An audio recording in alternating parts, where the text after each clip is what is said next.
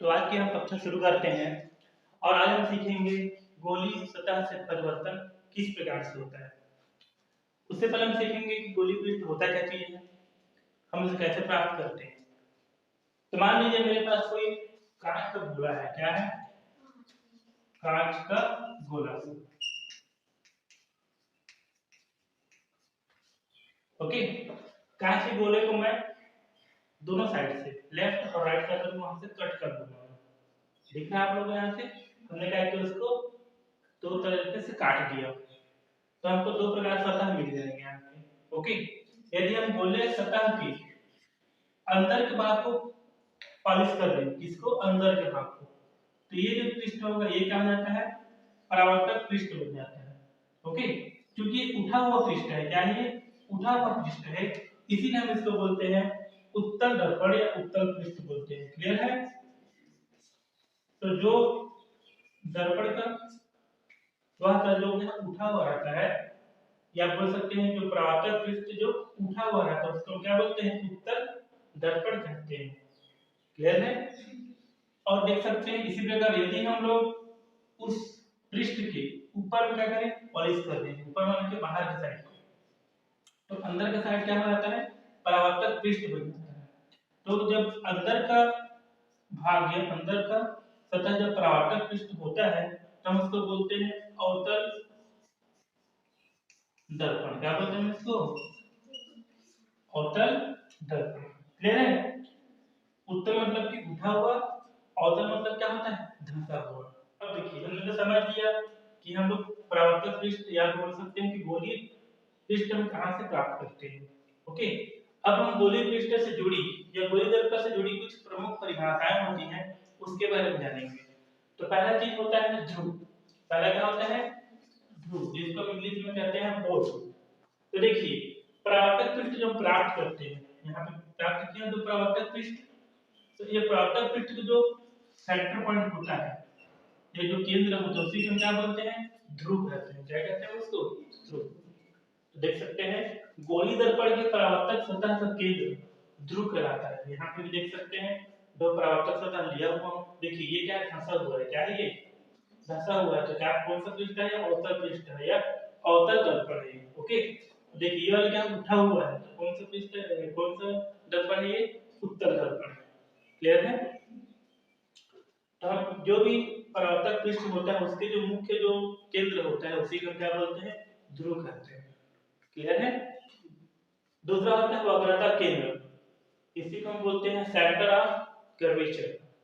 गोली दर्पण जिस गोले का भाग होता है, देख सकते हैं आप लोग गोली दर्पण क्या करते हैं? इस गोले से प्राप्त किए मान लीजिए, है ना? तो इस गोले का जो केंद्र होता है, सेंटर होता है, उसी को हम क्या बोलते हैं? गोली दर्पण का वक्रता केंद्र। जो प्रवर्तक पृष्ठ या बोल सकते हैं जो गोली दर्पण हम जो प्राप्त किया है, किस गोले से प्राप्त किया है, तो जिस गोले से प्राप्त किया है उसके केंद्र को क्या बोलते हैं हम लोग? वक्रता केंद्र कहते हैं। तो हमारा अगला परिभाषा है वक्रता त्रिज्या।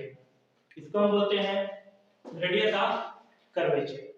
ओके, गोली दर्पण जिस गोले से बना होता है, हम पहले बता चुके हैं कि गोली दर्पण जो है इस गोले से बना है मान लेते हैं, है कि नहीं? तो ध्रुव और वक्रता केंद्र के बीच की दूरी को क्या बोलते हैं? वक्रता त्रिज्या बोल सकते हैं, या फिर ऐसे हम इसको परिभाषित कर सकते हैं गोली दर्पण जिस गोले से बना होता है उस गोले की त्रिज्या को, दैट मींस इस गोले की त्रिज्या को हम क्या बोलते हैं? वक्रता त्रिज्या कहते हैं। हम इसको r से प्रदर्शित करते हैं। अगला है मुख्य अक्ष। ध्रुव तथा वक्रता केंद्र से गुजरने वाली सीधी रेखा, देख सकते हैं आप लोग ध्रुव कहां है? यहाँ पे ध्रुव है और यहाँ पे क्या है? वक्रता केंद्र है। तो इन दोनों से जो सीधी रेखा गुजरती है होकर के, उसी को हम क्या बोलते हैं? मुख्य अक्ष कहते हैं। क्या कहते हैं उसको? मुख्य अक्ष। अगला है, चलिए मुख्य फोकस से पहले मैं आप लोग समझाता हूं द्वारक। द्वारक होता क्या चीज है? क्लियर है? गोली दर्पण के वक्री पृष्ठ की एक सीमा होती है, इसका भी क्या होता है? एक सीमा होता है ना? हम 100% क्या होता है, जो गोली पृष्ठ होता है वो पूरा गोला नहीं होता है ना, हम उसको काट करके वहां से बनाते हैं गोली पृष्ठ। जैसे कुछ ना कुछ भाग ही होता है गोले का, है कि नहीं? जहां पे प्रकाश किरणें पड़ती हैं तो उसी को हम क्या बोलते हैं? द्वारक कहते हैं। क्या बोलते हैं उसको? द्वारा। तो हमारा जो गोली दर्पण का मुख्य परिच्छेद या मुख्य सरफेस या मुख्य सतह जहां पे प्रकाश की किरणें क्या होती है, आपतित होती हैं, उसी को हम क्या बोलते हैं, उस दर्पण का द्वारक कहते हैं। जैसे यहाँ देख सकते हैं एम से लेके एम तक ये क्या है, उसका द्वारक होता है। क्या होता है, द्वारक। यहाँ देख सकते हैं यहाँ पे भी एम से एम टेस्ट क्या हो जाएगा, उसका द्वारक होता है। अब हम देखेंगे मुख्य फोकस क्या होता है और फोकस दूरी क्या होती है। ओके, उसको समझने के लिए हमको चित्र की सहायता लेनी पड़ेगी। तो मुख्य फोकस की परिभाषा बोलते हैं गोली दर्पण के मुख्य अक्ष के समांतर। मुख्य अक्ष के समांतर मींस ये देखिए मुख्य अक्ष बताया था लोगों को, में इसको बोलते हैं मुख्य अक्ष। इसके समांतर जो भी किरणें आपतित होती हैं, देख सकते हैं आप लोग, ये क्या है आपका आपतित किरण है। किरण मतलब की लाइट जब इस पे आपतित होती हैं तो परावर्तन के पश्चात, किसके पश्चात, परावर्तन के पश्चात एक बिंदु से भी गुजरती है।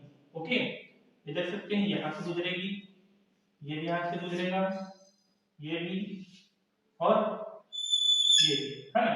तो जिस बिंदु से गुजरती है या जिस बिंदु पे वह केंद्रित होती है उसी को हम क्या बोलते हैं, मुख्य फोकस कहते हैं। क्या बोलते हैं उसी को, मुख्य फोकस कहते हैं। दर्पण के हर एक बिंदु पे यदि वक्रता केंद्र से कोई रेखा बनाएंगे तो उसको बोलते हैं अभिलंब। अवतल दर्पण में जिस प्रकार से हमने अभिलंब बनाया उसी प्रकार से हम लोग उत्तल दर्पण बना सकते हैं। ठीक है, यदि हम लोग ये अभिलंब प्रकाश केंद्र से किसी भी बिंदु पे एक रेखा खींचते हैं तो क्या बनता है, वो अभिलंब कहलाता है, इसका दर्पण का। ओके, जब प्रकाश की किरणें क्या होती हैं, उत्तल दर्पण पर आपतित होती हैं, आपतित मतलब गिरती हैं, इसका क्या होती है, परावर्तन हो जाता है और वह दूसरी दिशा में चले जाती है। ओके, जब हम इसी किरणों को पीछे मिलाते हैं तो एक बिंदु भी क्या होती है, केंद्रित होती हुई दिखाई देती है। इसी बिंदु को हम क्या बोलते हैं, मुख्य फोकस कहते हैं। ध्रुव से मुख्य फोकस की दूरी को हम फोकस दूरी कहते हैं। प्रकाश की किरणें जब गोली दर्पण पे आपतित होती हैं तो कुछ नियमों को पालन करने के पश्चात ही क्या कर सकती है, वह प्रतिबिंब का निर्माण करती है।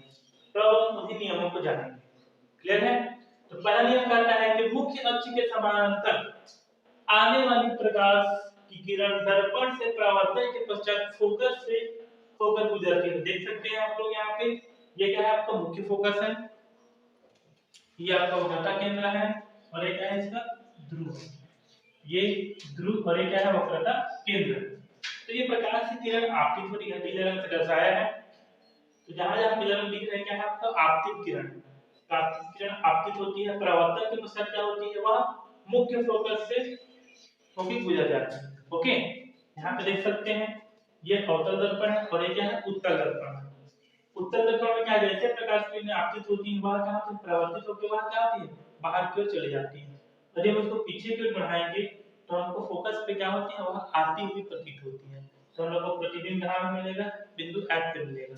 ओके, दूसरा नियम कहता है कि दर्पण से जो भी किरणें मुख्य फोकस से गुजरती हैं, क्या होती हैं, मुख्य फोकस से गुजरती हैं, वह क्या होती है, परावर्तन के पश्चात मुख्य अक्ष के समांतर हो जाती है। देख सकते हैं आप लोग, ये जो किरण है जो क्या होती है फोकस से गुजर रही है, जैसे ही परावर्तन होगा क्या होगी, मुख्य अक्ष के समांतर हो जाएगी। देख रहे हैं आप लोग, ये मुख्य अक्ष और इसकी क्या होगी, समांतर होते हुए निकल जाती है।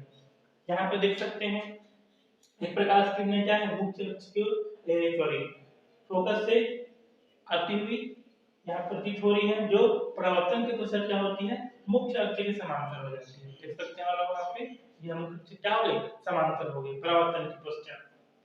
तीसरा नियम कहता है दर्पण के वक्रता केंद्र से गुजरने वाली प्रकाश की किरण दर्पण से परावर्तन के पश्चात उसी मार्ग में लौट जाती है, ये उसी मार्ग से लौट जाती है। देख सकते हैं प्रकाश की किरणें क्या होती हैं, वक्रता केंद्र से गुजर रही हैं, जैसे उसका परावर्तन होगा वह उसी मार्ग से वापस चले जाएंगे, जैसे आई थी वैसे चले जाएंगे। ठीक है, ये क्या है आपका ध्रुव है, यहाँ पे भी क्या है ध्रुव है। यहाँ पे देख सकते हैं एक प्रकाश की किरण क्या होती है, उस उत्तल दर्पण में प्रकाश केंद्र की दिशा में आती हुई दिख रही है, जैसे इसका परावर्तन होगा उसी दिशा में क्या होगी, वापस चली जाएगी। नियम चौथा कहता है गोली दर्पण में जब प्रकाश किरण ध्रुव पर आपतित होती है, देख सकते हैं ये क्या है आपका ध्रुव, जब प्रकाश किरण क्या होती है ध्रुव पर आपतित होती है तो जितना आपतन कोण बनाती है, जो कोण देखिए ये क्या है, उसका मुख्य अक्ष है जो क्या होता है दर्पण के अभिलंब कार्य करती है। तो जब यह आपतित होती है तो जो आपतन कोण बनता है उसी के बराबर क्या होता है परावर्तन कोण बनाते हुए वह क्या होती है परावर्तित हो जाती है। क्लियर है? ये आपको उत्तल दर्पण के लिए है और एक है आपका उत्तर दर्पण के लिए। दोनों दर्पण मैंने यहाँ पे ही नियमों के आधार पे क्या होता है हमारा जो दर्पण है उसमें क्या होता है प्रतिबिंब का निर्माण होता है। आज हम पढ़ेंगे गोलीय दर्पण द्वारा प्रतिबिंब कैसे बनता है। उसके लिए पहले हमने लिया है अवतल दर्पण द्वारा प्रतिबिंब को बनना या फिर अवतल दर्पण द्वारा बना प्रतिबिंब। दर्पण में प्रतिबिंब बनने के लिए कुछ विशेष स्थितियां हैं, उन 6 स्थितियों का हम अध्ययन करेंगे। तो देख सकते हैं यहाँ पे मैंने कुछ चित्र के माध्यम से आप लोग यहाँ पे किरण रेखा के द्वारा मैं दर्शाया कुछ स्थिति यहाँ पे। तो पहली स्थिति है जब वस्तु कहाँ हो सी से परे हो। सी से परे दैट मींस ये देखिए यहाँ पे सी क्या है आपका वक्रता केंद्र है, जब वस्तु क्या उसके पीछे हो। क्लियर है? उसको बोलेंगे वस्तु का सी से परे होना। देख सकते हैं यहाँ पे वस्तु रखा हुआ है, यहाँ से दो किरणें निकल रही हैं। पहली किरण क्या हो रही है निकल के मुख्य अक्ष के समांतर आ रही है, परावर्तन के पश्चात क्या होती है वह फोकस से होकर चली जाती है। दूसरी किरण आती है वह क्या करती है फोकस से गुजरती है और परावर्तन के पश्चात क्या होती है मुख्य के समांतर चली जाती है। देख सकते हैं जहाँ पे दोनों किरणें एक दूसरे को प्रतिच्छेद कर रही है वहां पे हमारा क्या बनेगा प्रतिबिंब बनेगा। तो हम देख सकते हैं इस स्थिति में वस्तु का जो प्रतिबिंब है वक्रता केंद्र और मुख्य फोकस के बीच में मध्य बनता है। वस्तु का कार्य यहाँ पे बड़ा है लेकिन प्रतिबिंब का कार्य यहाँ पे क्या है छोटा है। दिख रहा है आप लोगों को? प्रतिबिंब की प्रकृति क्या होती है वास्तविक होती है और यह क्या होता है उल्टा बनता है। अब दूसरी स्थिति लेते हैं जब वस्तु क्या अनंत पे हो। अनंत का मतलब बहुत दूर हो, किससे हमारे दर्पण से। तो उस स्थिति में क्या होता है जो प्रकाश की किरणें जो आएंगी वो क्या होती है मुख्य अक्ष के समांतर होती है। देख सकते हैं आप लोग यहाँ पे 3 किरणें लिया हुआ हूँ मैं, एक मुख्य अक्ष को ले लिया हूँ और यहाँ पे अन्य किरणें लिया हुआ हूँ। तो आप देख सकते हैं कि जब इनका परावर्तन होता है तो क्या होता है यह एक बिंदु पे केंद्रित हो जाता है जिसको हम क्या बोलते हैं फोकस। क्या बोलते हैं इसको फोकस। तो वस्तु का जो प्रतिबिंब है एफ कहने का मतलब है मुख्य फोकस पर बनता है। इसका आकार वस्तु के आकार से बहुत छोटा होता है। देख सकते हैं आप वस्तु कितना बड़ा था लेकिन क्या बहुत दूर में है ना, उसका जो प्रतिबिंब क्या बनेगा छोटा सा बनेगा बिंदु आकार का।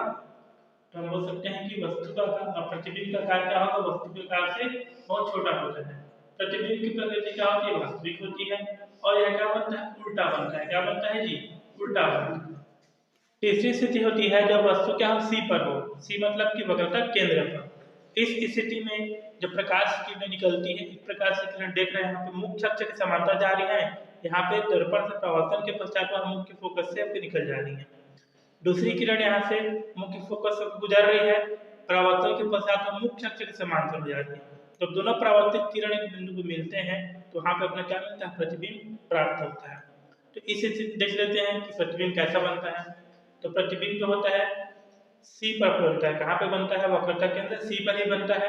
इसका आकार वस्तु के आकार के बराबर बनता है, यह वस्तु के आकार के बनता है। प्रतिबिंब की प्रकृति वास्तविक होती है, उल्टा है मतलब क्या है वो उल्टा है तो क्या बनती है वास्तविक बनती है। समझ में आया यहाँ तक?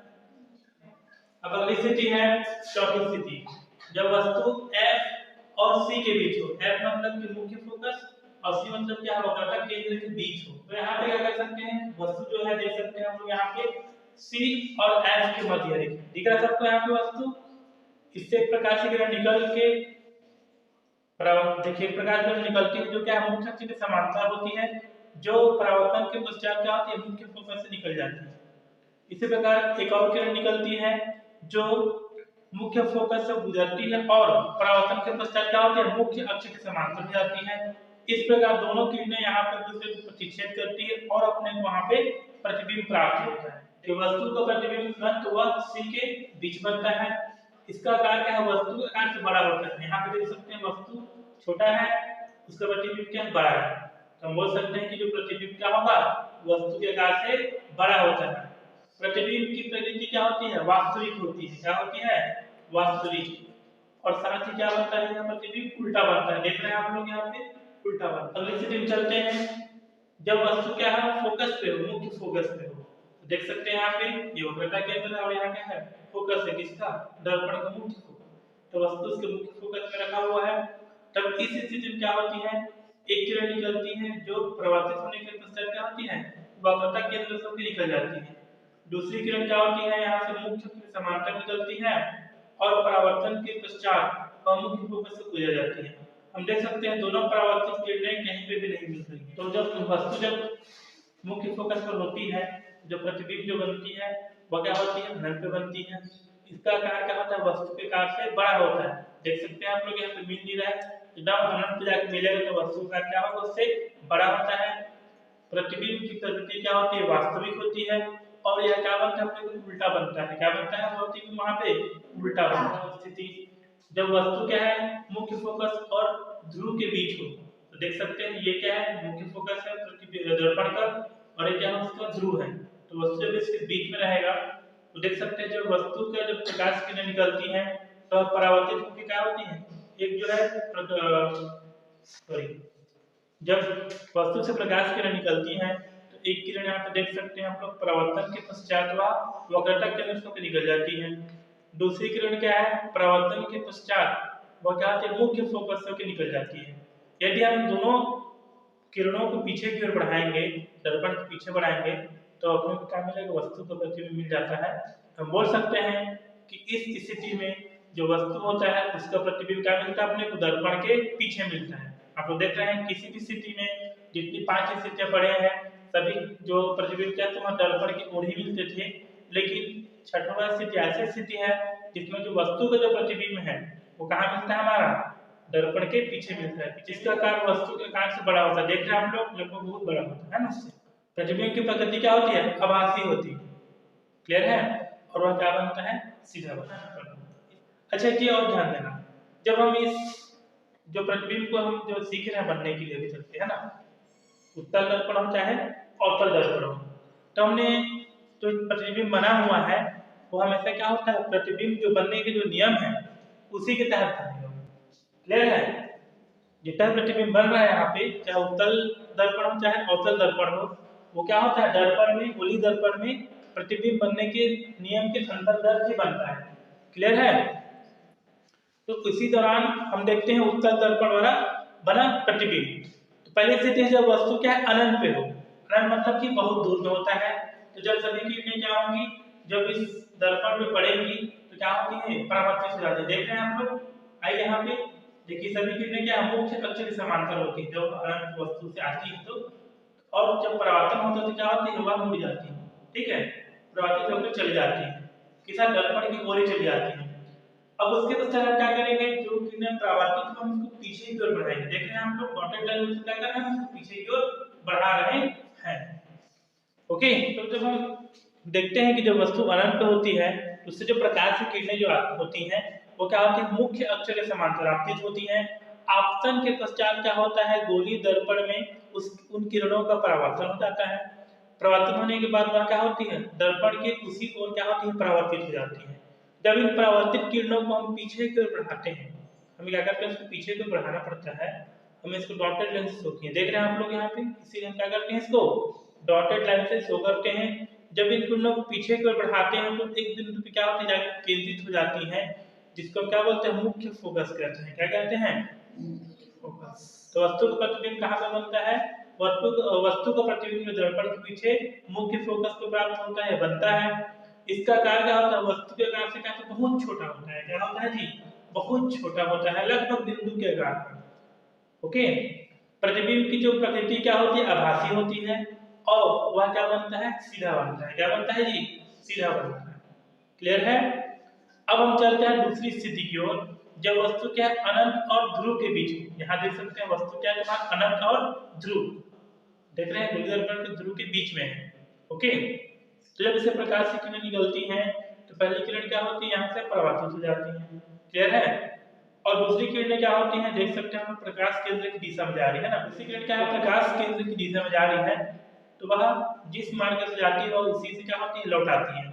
जब हम इसको पीछे की ओर बढ़ाएंगे तो देखिए दोनों क्या होते हैं, एक दूसरे काटते हैं, आप है ना, काट रहे हैं, तो इस कटान बिंदु पे क्या मिलता है हम लोग को, वस्तु का प्रतिबिंब प्राप्त होता है। तो हम कह सकते हैं कि जो वस्तु का प्रतिबिंब जो होता है वह दर्पण के पीछे बनता है। इसका आकार क्या होता है, वस्तु के आकार से छोटा होता है। यहाँ देख सकते हैं वस्तु बड़ा है और उसका प्रतिबिंब क्या है, आपका छोटा है। प्रतिबिंब की प्रकृति कैसी होती है, ये क्या होती है, आभासी होती है। क्या होती है, आभासी। और वह क्या बनता है, सीधा बनता है। क्या बनता है जी, सीधा।